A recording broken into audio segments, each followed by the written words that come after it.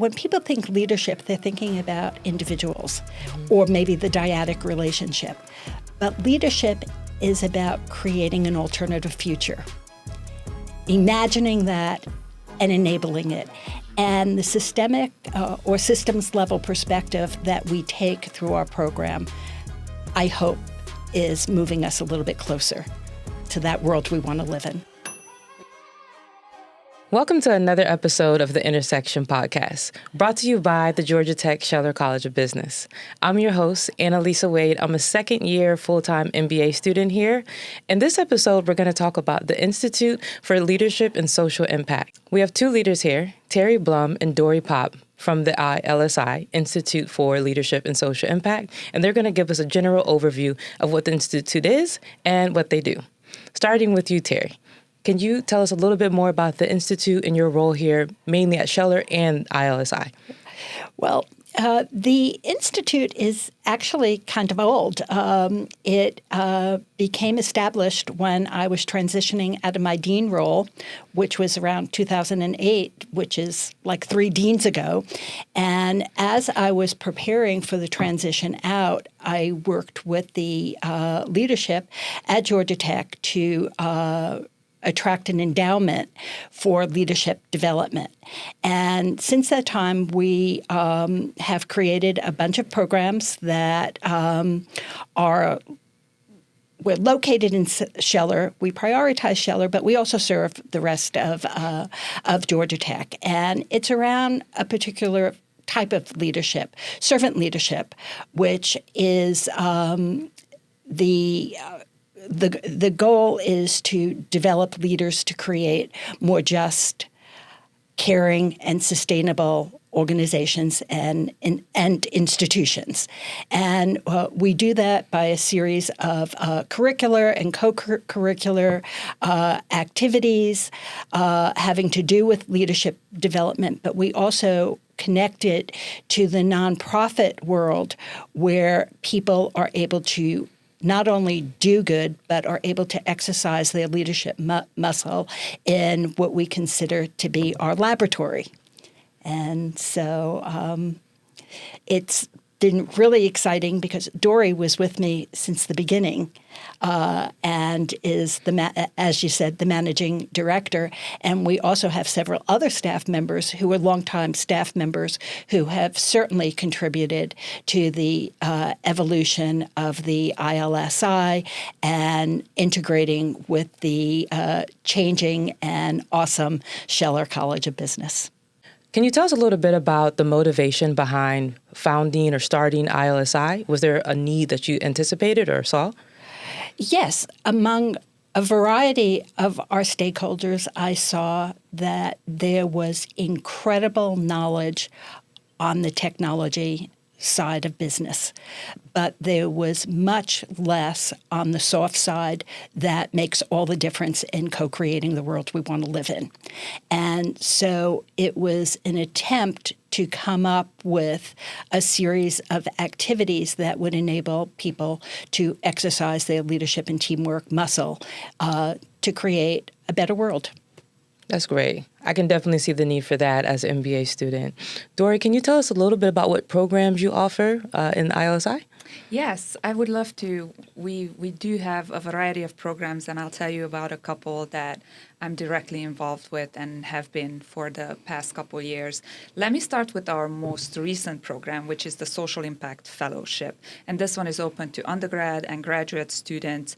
And it really, what I love about it, that it arose from a real need. So back in the pandemic, nonprofit organizations all of a sudden overnight were left without their big base of volunteers. And a lot of their operations are based on volunteers. So on one hand, there was the need from that. And then a bunch of Georgia Tech students who had summer internships lined up, those fell through. So it was really a natural match made when nonprofit organizations reached out to us and said, can you connect us to some students to help us close this gap, do virtual internships with us? And we had our own students saying, I don't know what to do with my summer. You know, it affects, my resume, my plan of study.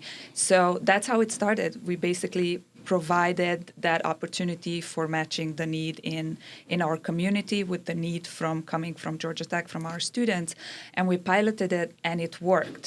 So then we invited on more nonprofit and community organizations to serve as partners. If they have an intern need, we advertise that on campus, and we give the organization the power to decide who is the best candidate for that role. So they interview the students who apply with them, and then when they selected their ideal candidate, they refer them to us to become a social impact fellow with ILSI.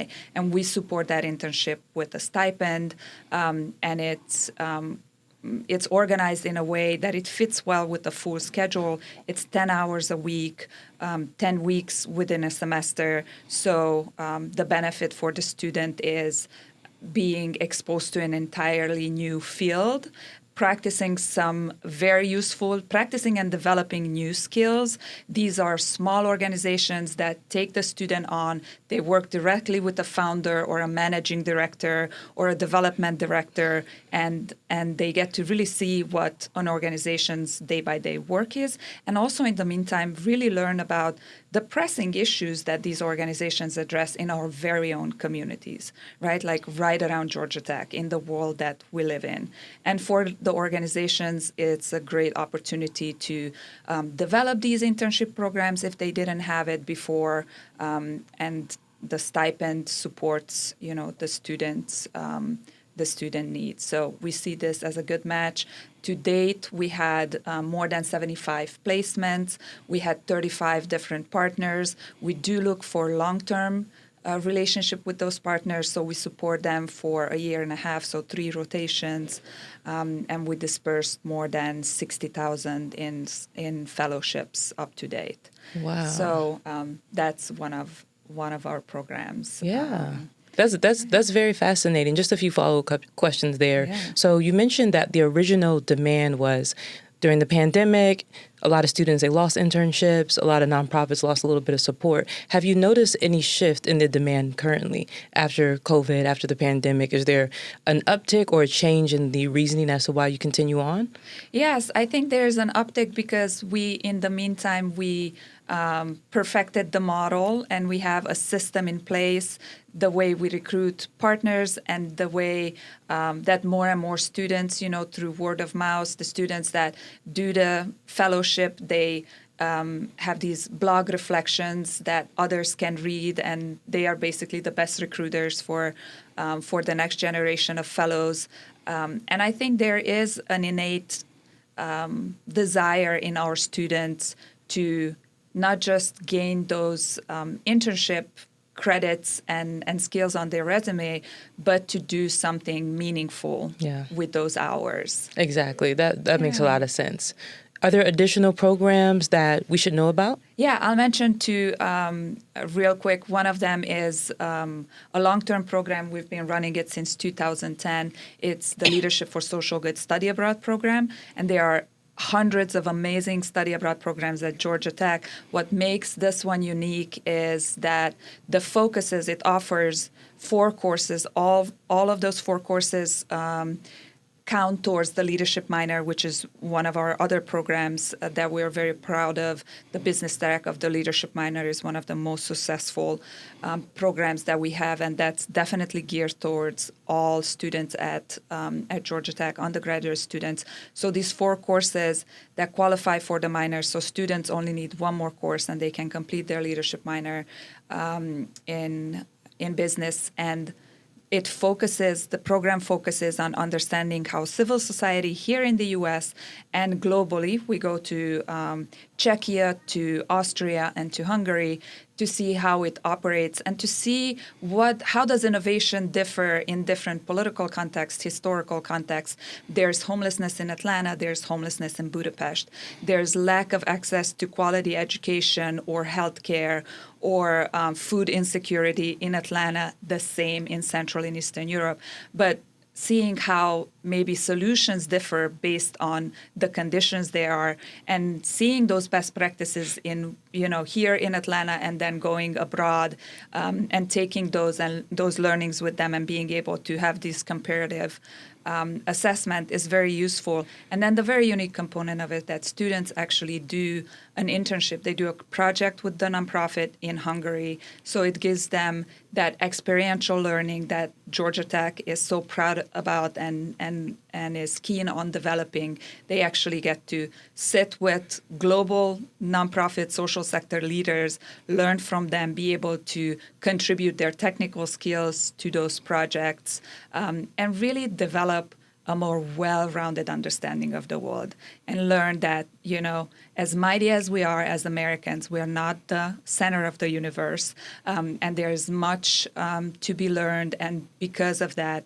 we really can become those better humans and improve the human condition, which is our goal at Georgia Tech.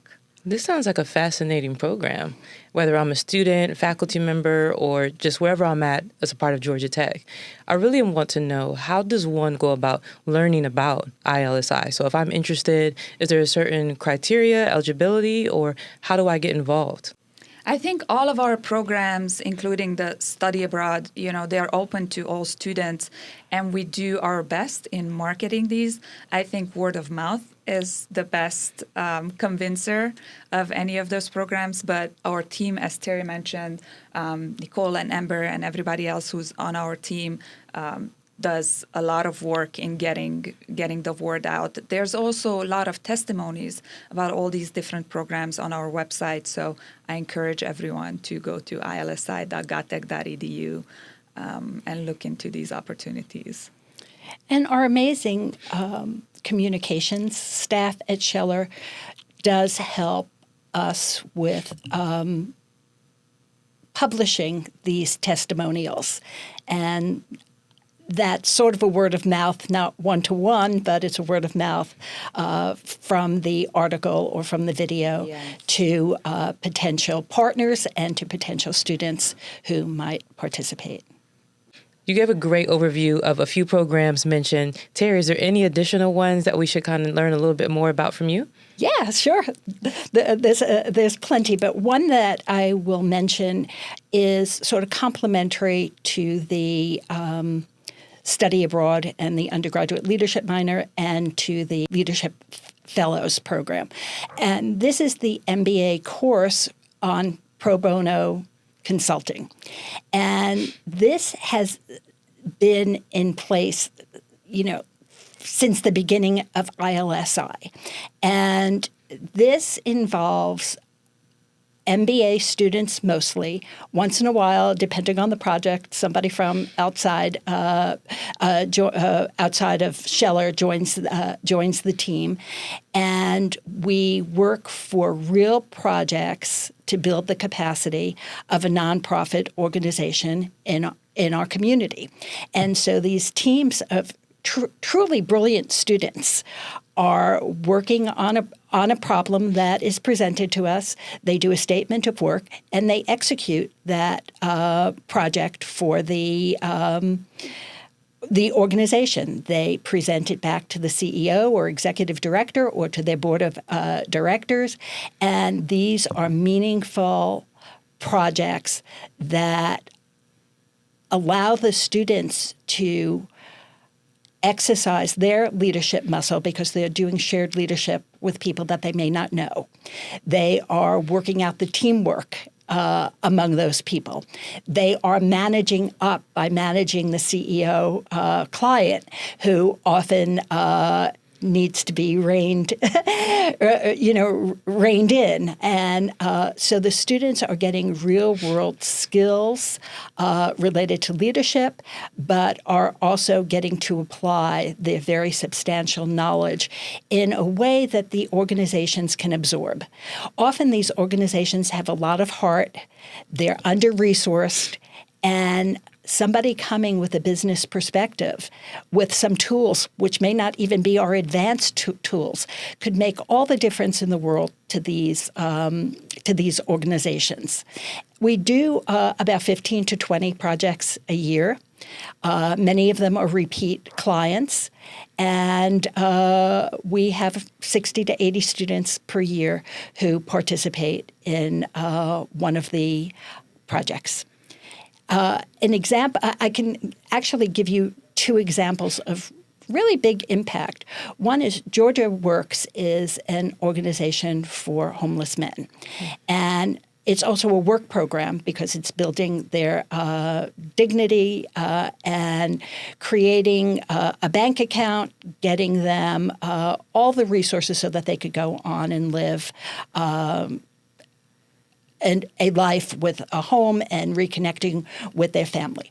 Well, our students did a cost-benefit analysis that was brought to the Woodruff Foundation by the leadership of the Georgia Works organization. And one of their findings was just how much is saved from people not using emergency rooms when they graduate from the program. And Woodruff Foundation was funding that emergency room. Isn't it better to go, downstream and build the capacity of people so that they can get their health care elsewhere? And so that's one example. Another example is Georgia Works, an organization that you are now on a project. I'm sorry. Yeah. Another organization is Global Growers, an organization that you're working on a project for. And in the past, we did a project to look at the feasibility of doing an event venue at their Conyers farm. And the students showed that it would be a really bad idea. And I don't even think they got through the whole final presentation before some of the leadership who were listening to that presentation decided that this would be the tail that wagged the dog and could actually put the whole organization at risk. So those are just two very significant projects of many. We've done hundreds since the beginning of this course. Being on that team of Global Growers, I can definitely attest to how impactful it is to see this is my strategy. We had a chance to go visit the farm and really see how we can impact and drive direction. So I 100% agree. I think the work that you all are leading is amazing and has impacted my own MBA journey in a very positive way. It's been great. That's outstanding. And it's just so important to me that our students who are likely to be working in the private sector are going to serve on the boards of these nonprofit organizations. And so this is not a one-and-done project, but it's a mentality, a mindset of community building. Yes, absolutely. Is there anything else about ILSI? I've learned a lot today, but is there anything else, additional programs or? Yeah, there's one other. There's actually two other programs. One is that the College of Business, the Scheller College, provides a lot of resources for PhD students and for faculty to do research. And we are supplementing that with seed money or with a little bit of money to close gaps for people who are doing research in areas that are central to our mission. And we rolled that out last year. We've given the first grants, and we will be doing another round quite soon. The other program that I would like to mention is the Emerging Leaders Program. And this is a program where we do a year-long faculty development program. And so senior tenured faculty, and within the last 2 years, we've added senior non-tenure track faculty who come together to build a community of leaders.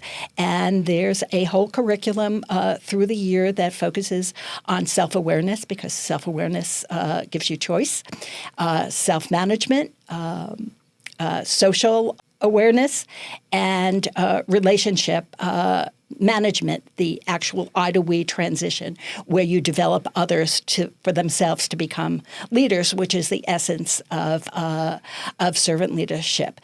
There's about 125 people who have graduated from that program.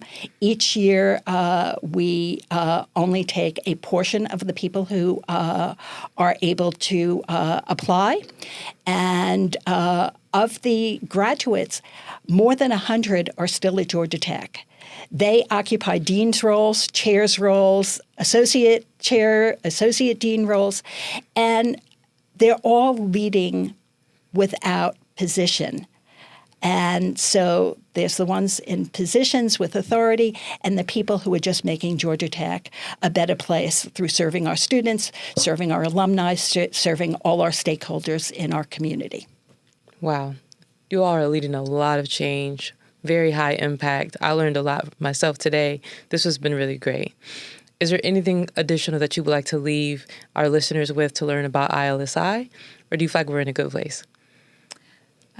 I think I would like to summarize that all of our programs, especially I'm speaking about the student-facing ones, show students how there are several roles that in their future lives they can play to improve the human condition, to create more just, equitable, sustainable societies. We know that students who come to Georgia Tech come for that great corporate job, high-paying salary, and I don't expect, other than a very small proportion to go into the nonprofit sector.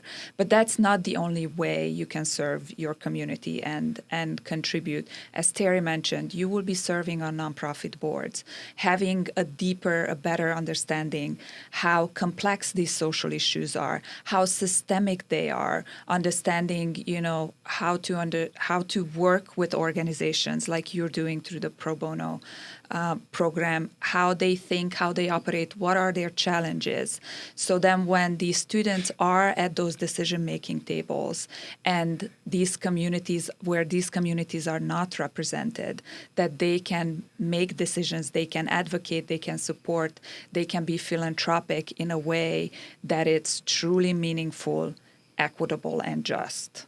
So that's what Dory, you've said it beautifully, because when people think leadership, they're thinking about individuals or maybe the dyadic relationship. But leadership is about creating an alternative future, imagining that and enabling it.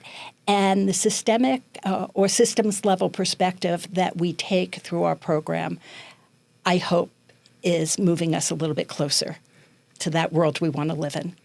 Thank you both. I have been inspired today. I'm sure our listeners listening to this today will also be inspired.